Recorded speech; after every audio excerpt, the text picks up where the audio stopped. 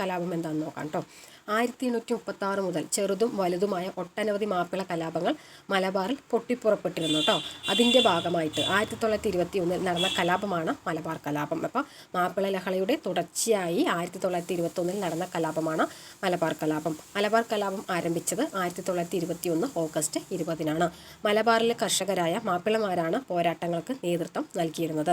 തിരൂരങ്ങാടിയായിരുന്നു മലബാർ ലഹളയുടെ കേന്ദ്രം. അപ്പോൾ എവിടെയായിരുന്നു മലബാർ ലഹളയുടെ കേന്ദ്രം എന്ന് ചോദിച്ചാൽ തിരൂരങ്ങാടിയായിരുന്നു.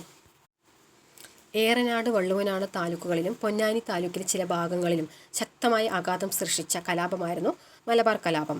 കുടിയൊഴിപ്പിക്കൽ, അന്യായമായ നികുതി പിരിവ്, ഉയർന്ന പാട്ടം തുടങ്ങിയ ദ്രോഹ നടപടികൾ ജന്മിമാരിൽ നിന്നും മലബാറിലെ കർഷകർ നേരിട്ടിരുന്നു കേട്ടോ. അപ്പോൾ ജന്മിമാരുടെ കർഷകദ്രോഹ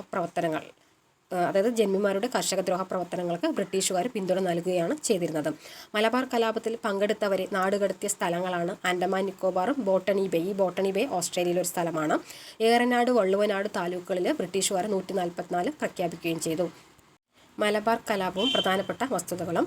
മലപ്പുറം ജില്ലയിലെ താനൂർ കടപ്പുറത്ത് നിന്നും ബ്രിട്ടീഷുകാർ അറസ്റ്റ് ചെയ്ത് പിന്നീട് വധശിക്ഷ നൽകിയ ഇന്ത്യൻ നാഷണൽ ആർമിയുടെ ഭടനാണ് വക്കം അബ്ദുൽ ഖാദർ മൗലവി.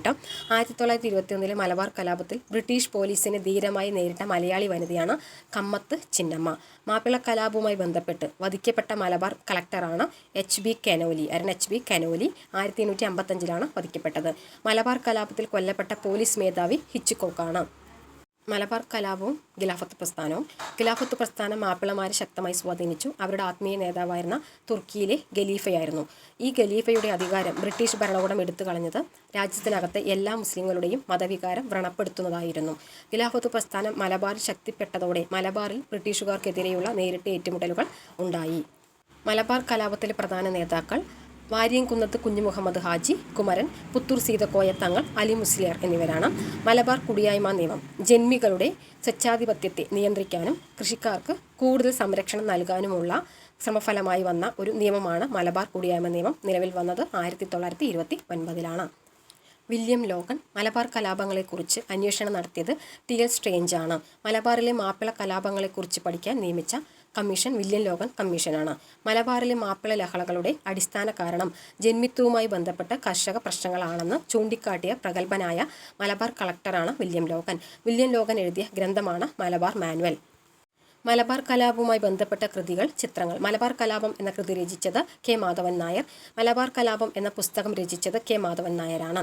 മലബാർ മാനുവൽ എന്ന ഗ്രന്ഥം എഴുതിയത് വില്യം ലോഗൻ. ഖിലാഫത്ത് സ്മരണകൾ രചിച്ചത് M. ബ്രഹ്മദത്തൻ നമ്പൂതിരിപ്പാട്. മലബാർ കലാപം പശ്ചാത്തലമാക്കി കുമാരനാശൻ എഴുതിയ കവിതയാണ് ദുരവസ്ഥ. മലബാർ കലാപം പശ്ചാത്തലമാക്കി സുന്ദരികളും സുന്ദരന്മാരും എന്ന നോവൽ എഴുതിയത് ഉറുബാണ്. ഉറുബ് P.C. കുട്ടിക്കൃഷ്ണനാണ് കേട്ടോ. അപ്പോൾ മലബാർ കലാപം പശ്ചാത്തലമാക്കി I.V. ശശി സംവിധാനം ചെയ്ത സിനിമയാണ് 1921.